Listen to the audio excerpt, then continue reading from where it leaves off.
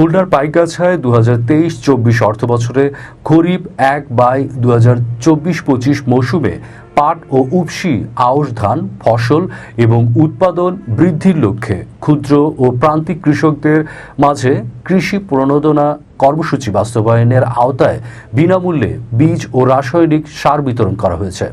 অনুষ্ঠানে প্রধান অতিথি ছিলেন খুলনা 6 সংসদ সদস্য মোহাম্মদ রশিদুজ্জামান।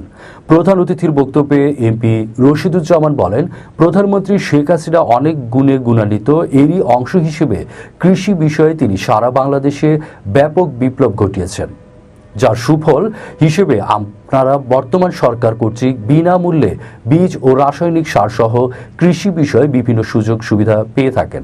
বুধবার সকাল 11টায় উপজেলা কৃষি অফিস চত্বরে উপজেলা কৃষি অফিস কর্তৃক আয়োজিত বিতরণ অনুষ্ঠানে সভাপতিত্ব করেন উপজেলা নির্বাহী অফিসার মাহেরা নাজনীন।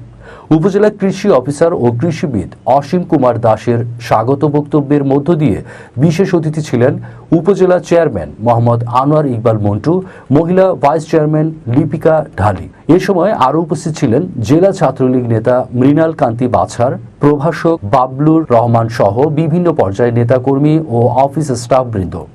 আয়োজিত বিতরণ অনুষ্ঠানে উপজেলা 10 ইউনিয়ন ও 1 পৌরসভায় মোট 200 জনকে 1 কেজি করে পাট বীজ এবং উফশী আউশ ধান চাষের জন্য 200 জনকে 5 কেজি করে ধানের বীজ ও 10 কেজি করে ডিএপি ও 10 কেজি করে এমওপি বিতরণ করা হয়েছে।